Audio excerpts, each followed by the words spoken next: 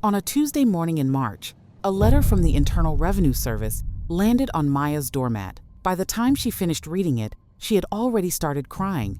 2 years earlier, Maya had inherited $480,000. Today, she owed the IRS $92,000 of it. I'm Margot. This is Burn Rate, File 001. How a Tesla stock certificate turned a 24-year-old paralegal into one of the most common tax stories in America.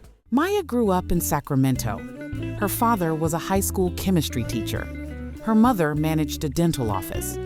The family was not poor, but they were not the kind of people who used the word portfolio.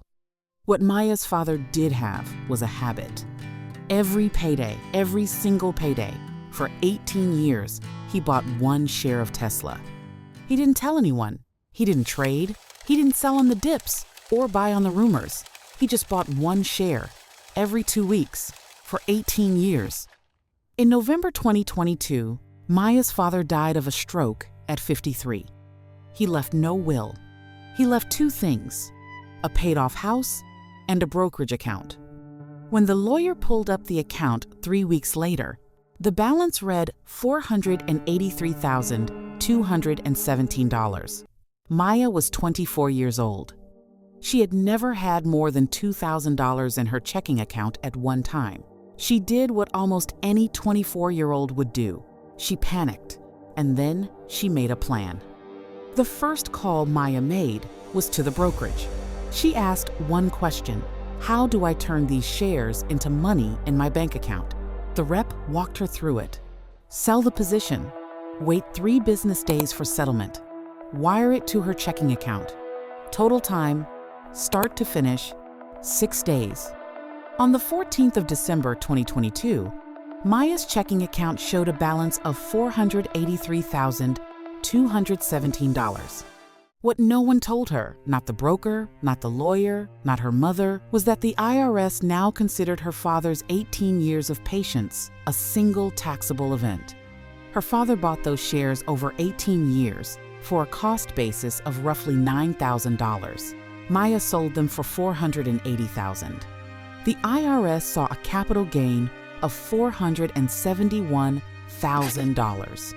At the long-term capital gains rate of 15%, plus the 3.8% net investment income tax, plus California's state tax of 9.3%, Maya's actual tax bill on that money was just over $132,000. She paid $0.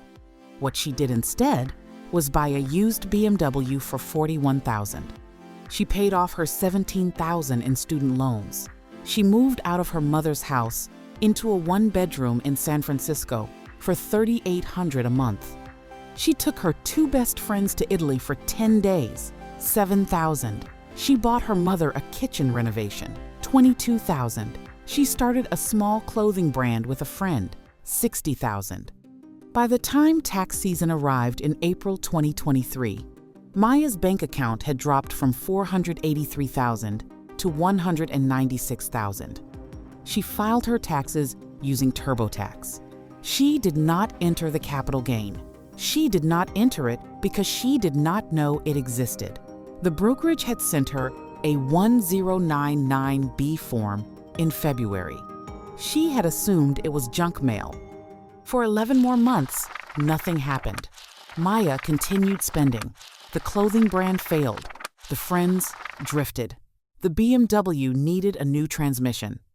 On the 4th of March 2024, the IRS sent what is called a CP 2000 notice. It is not a bill. It is the polite version. It is the letter that says, "We noticed a discrepancy. Please respond within 30 days." The discrepancy, according to the IRS, was $132,000 in unpaid tax. With penalties and interest accrued over 15 months, the actual amount owed was now $148,000. Maya's bank account at that moment held $11,400. She hired a tax attorney for $3,000 she did not have.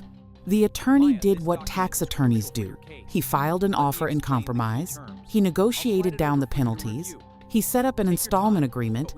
After 4 months of paperwork, Maya's final settled liability was $92,400 to be paid in monthly installments of $1,100 for the next 7 years.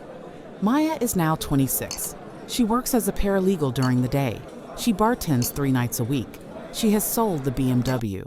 She lives back in Sacramento, in her mother's house, in her old bedroom.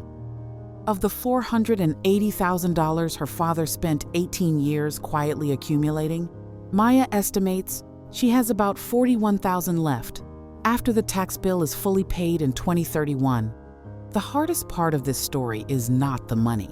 The hardest part is that Maya did not do anything reckless. She did not gamble it.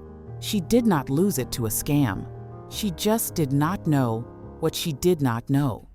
18 years of one share, every payday, every 2 weeks, undone in 6 days, and one form she threw away.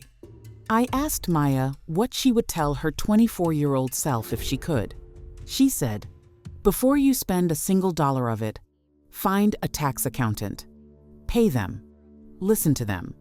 If you are someone who is about to inherit money, sell stock, exercise options, or sell a business, your bank account does not tell you the truth about what you have until April." I'm Margot. This was File 001. File 002 drops next Tuesday. The Goldman vice president, who was secretly broke on $750,000 a year. See you then.